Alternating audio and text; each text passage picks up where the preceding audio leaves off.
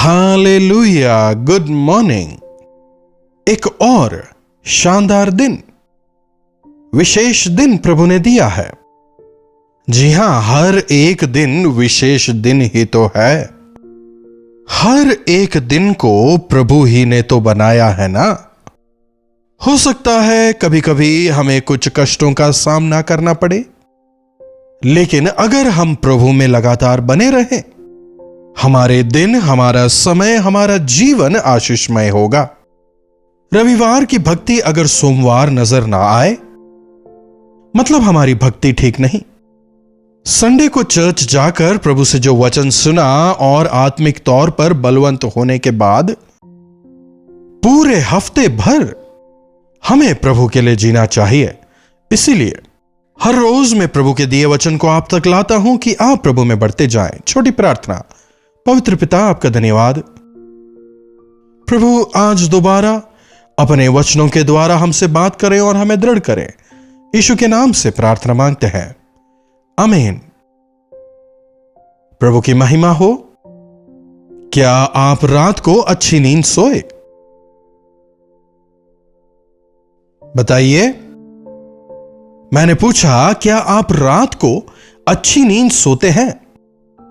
क्या गहरी नींद सोते हैं या फिर आधी अधूरी नींद? रात को आपको बार बार उठना तो नहीं पड़ता? ऐसी स्थिति तो नहीं है ना? या फिर तकिए पर सर रखते ही आराम से सारे बोझ को प्रभु पर डालकर आराम से आप सोने पाते हैं? वचन बताता है, जो अपना मन प्रभु पर लगाते हैं, प्रभु उन्हें संपूर्ण शांति देते हैं। हमारे शरीर के लिए नींद जो है काफी आवश्यक है। हमारे शरीर की रचना परमेश्वर ने इस प्रकार से की है कि जब हम सोते हैं, हमारे शरीर के जो अंग हैं वो अपने आप ही रेस्टोर होते हैं। लेकिन आज इंसान जो है बहुत कुछ सोचता है, बिस्तर पर लेटता है लेकिन सोचता ही रहता है। इसीलिए जब आपको नींद आए तभी आप बिस्तर में जाएं, बजाय इसके बिस्तर पर लेटें, फिर मोबाइल में खेलते रहें, टीवी देखते रहें। जी नहीं, अगर ऐसा करेंगे तो नींद अच्छी नहीं आएगी और उस नींद में भी आप बेकार के सपने देखेंगे। सोने से पहले प्रभु के वचन को पढ़ें, प्रार्थना करें, फिर सोने जाएं। अरे आपको क्या पता पादरी साहब, हमारी परेशानी हम ही जानते हैं। कहीं आप ऐसा तो नहीं कह रहे? जानता हूं, आप भेजते हैं ना। आपके भेजे एक एक मैसेज को मैं पढ़ता हूं, समझने पाता हूं कि कितनी अलग अलग परेशानियों से इंसान गुजर रहा है। आप सबों के लिए काफी बोझ के साथ में प्रार्थना करता हूं। हे पिता परमेश्वर, ये कैसे सहन कर पा रहे हैं? परिवार में इतनी समस्या है, आर्थिक तौर पर इतने लोग परेशान हैं, बीमारियों से ग्रस्त हैं, एक्सीडेंट्स वगैरह में परेशान। वास्तव में इंसान कई सारी परेशानियों से त्रस्त है। मनुष्य जीवन ही कांटों का मार्ग है। लेकिन इन तमाम के बीच जो प्रभु पर यकीन करते हैं, सब कुछ मिलकर उनके लिए भलाई ही उत्पन्न करता है।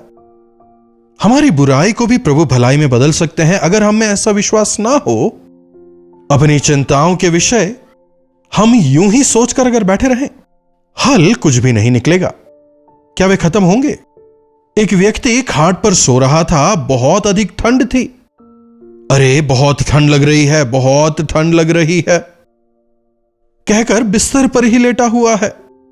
अरे अगर उठकर जाए और एक कंबल लाए और उसे ओढ़ ले तो समाधान मिल जाएगा ना।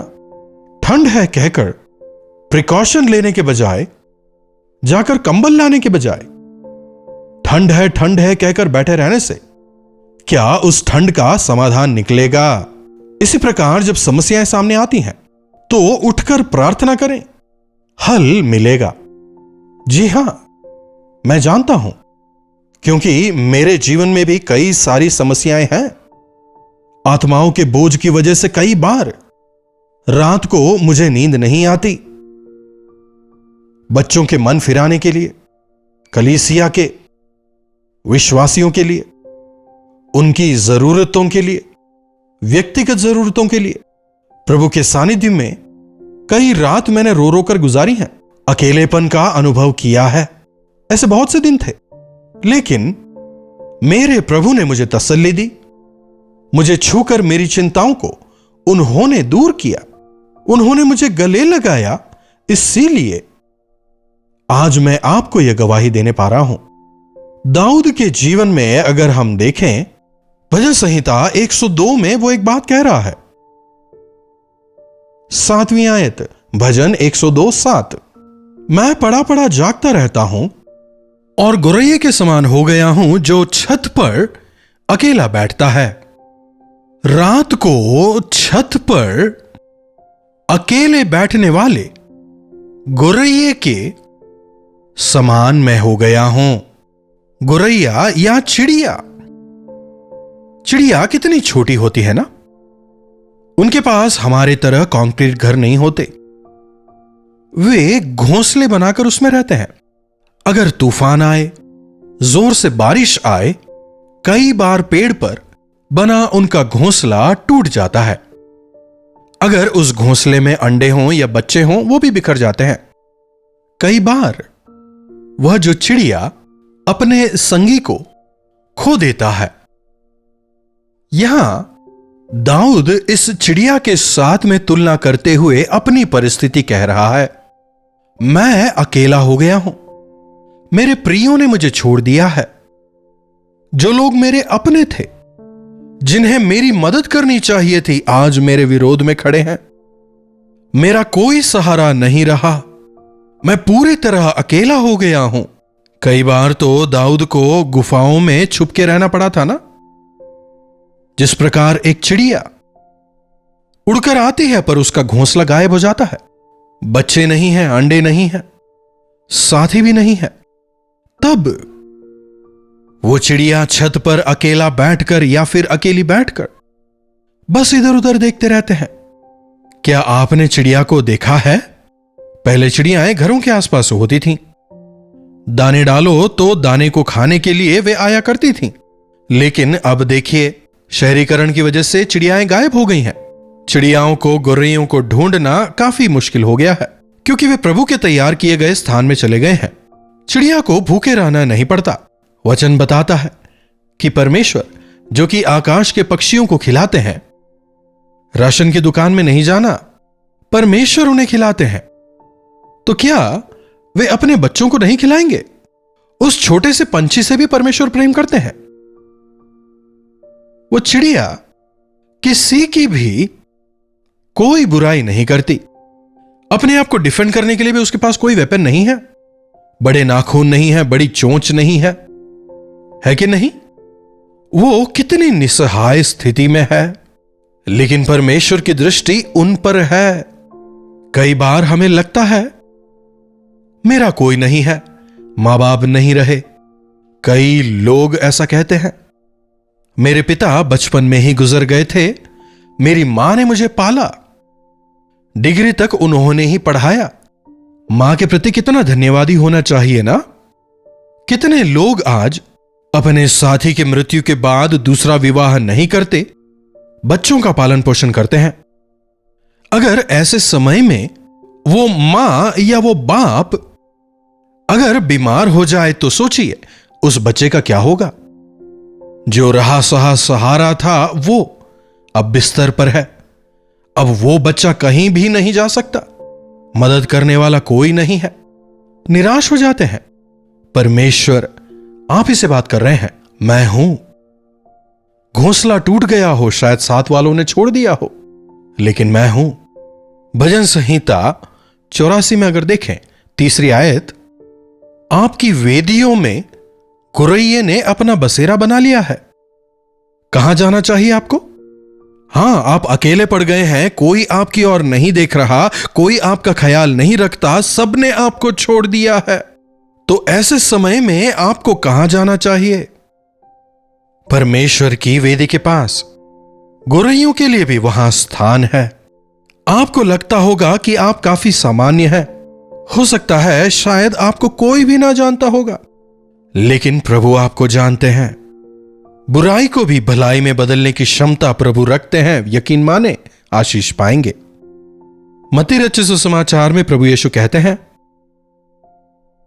10वें अध्याय की 29वीं आयत में, मत्ती रचित सुसमाचार 10वां अध्याय उसकी 29वीं आयत, क्या 1 पैसे में 2 गुरैया नहीं बिकती? क्या 1 पैसे में 2 गुरैया नहीं बिकती? तो भी तुम्हारे पिता की इच्छा के बिना उनमें से एक भी भूमि पर नहीं गिरती। चिड़िया का मोल देख रहे हैं, एकदम सस्ता। 1 पैसे में 2 चिड़िया, मतलब आज के हिसाब में देखा जाए तो शायद 1 रुपए में 2 चिड़ियाएं। और परमेश्वर ने इतनी मूल्यहीन वस्तु पर भी परमेश्वर ने नजर टिकाए रखी है। पिता की इच्छा के बिना उनमें से एक भी भूमि पर नहीं गिर सकती। आप आज जिस बात को लेकर दुखी हैं, प्रभु उसे जानते हैं। हो सकता है कारण अनेक हों, लेकिन बिना प्रभु की जानकारी के कुछ नहीं होता। हर एक बुराई को आपकी भलाई में बदलने के लिए प्रभु हमेशा तैयार हैं। अगर परमेश्वर ने गोरैयों पर नजरें टिकाए रखी हैं, तो क्या तुम गोरैयों से ज्यादा महत्वपूर्ण नहीं हो? तुम्हें डरने की जरूरत नहीं। तुम्हारे सर के बाल तक गिने गए हैं। क्या हम हमारे सर के बाल की गिनती कर सकते हैं? शुरू भी किया तो खत्म कर सकते हैं, लेकिन प्रभु ने हमारे सर के बाल तक को गिन के रखा है। एक भी उनकी जानकारी के बिना गिरता नहीं। देख रहे हैं कितना अधिक परमेश्वर हमारे बारे में सोचते हैं। हां, वे हमसे प्रेम करते हैं, वे हमारे बारे में सोचते हैं। जी हां, एक और वचन देखिए, लूका रचित सुसमाचार उसका 12वां अध्याय 6वीं आयत, क्या 2 पैसों की 5 गुरैये नहीं बिकते? क्या 5 गुरैये 2 पैसों के नहीं बिकते? तो भी परमेश्वर उनमें से एक को भी नहीं भूलते। सारी जो चिड़ियाएं हैं देखने में लगभग एक समान ही लगती हैं। हमारी तरह उनके नाम नहीं है ना, लेकिन प्रभु हर चिड़िया को जानते हैं, हर बलहीनता जानते हैं। आप गुरैयों से बढ़कर है ना। आकाश की पक्षियों को खिलाने वाले परमेश्वर क्या आपको नहीं खिलाएंगे? पक्षियों का ख्याल रखने वाले परमेश्वर क्या आपका ख्याल नहीं रखेंगे? आकाश के पक्षियों को आश्रय देने वाले परमेश्वर क्या आपके आश्रय नहीं बनेंगे? उन पर विश्वास करें, निराश ना हो। अब मेरा कोई नहीं है कहकर आप दुखी ना हो। मेरे प्रभु मुझसे प्रेम करते हैं। मेरे लिए उन्होंने अपने प्राण तक त्याग दिए। अपने लहू को देकर उन्होंने मुझे मोल लिया है। मैं उन्हें पुकारूंगा, उनके चरणों के पास मैं बैठा रहूंगा। उनकी वेदी के नीचे मैं शरण लूंगा। उनका गवाह होकर मैं जीऊंगा। क्यों ना ऐसा एक निर्णय आप प्रभु में लें। निराश ना हो, यीशु की ओर देखें। बेसहारों के सहारा हैं, अनाथों के वे पिता हैं। आपके सृष्टिकर्ता आपके पति हैं, वचन बताता है। वे आपको आश्रय देंगे, आपकी जरूरतों को पूरा करेंगे, आपको छुड़ाएंगे। और इसीलिए धनवान होकर भी वे हमारे लिए गरीब बन गए, ताकि वे अपनी शांति और अपना समाधान हमें दे सकें। मसीह यीशु पर विश्वास रखें। प्रार्थना। महापवित्र पिता परमेश्वर, प्रभु एक बार फिर से आपके वचनों के लिए हम आपके शुक्रगुजार हैं। हां प्रभु, आप हमारा ख्याल करते हैं।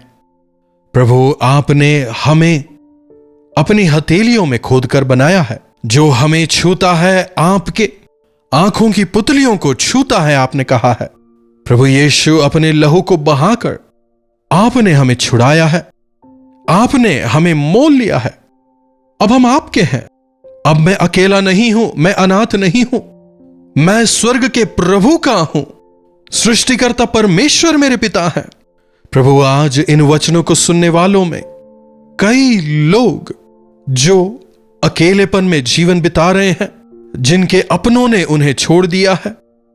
उन्होंने तो सबकी भलाई की, लेकिन बदले में उन्हें केवल धोखा ही मिला। उस धोखे की वजह से टूटकर बिखरे हुओं पर आज आप दया करें और प्रभु, उनके टूटे हुए मन को आप एक नया रूप देकर ढालें प्रभु। अपनी शांति और समाधान से उन्हें तृप्त करें। आप में दृढ़ होकर आगे बढ़ने का अनुग्रह दें। यीशु के नाम से प्रार्थना मांगते हैं, आमीन। अब हमारे पिता परमेश्वर का प्रेम, प्रभु यीशु मसीह का अनुग्रह, पवित्र आत्मा की संगति और सहभागिता हमें से प्रत्येक के साथ आज, कल और सर्वदा बनी रहे, आमीन। प्रभु परमेश्वर की महिमा हो। अपने प्रार्थना विषयों को आप हमें 9884907779 पर व्हाट्सएप, वॉइस मैसेज या फिर टेक्स्ट के जरिए भेज सकते हैं। कॉल करके भी आप चाहें तो हमसे बात कर सकते हैं। हम काफी बोझ के साथ में आपके हर एक विषयों के लिए प्रार्थना करते हैं। हताश ना हो, निराश ना हो, प्रभु पर विश्वास रखें। प्रभु अवश्य आपके जीवनों में चमत्कार करेंगे। चैनल को लाइक, सब्सक्राइब और शेयर भी आप अवश्य करिएगा। इन्हीं वचनों के साथ आज मैं आपसे विदा लेता हूं। प्रभु आप सबों को आशीष दें।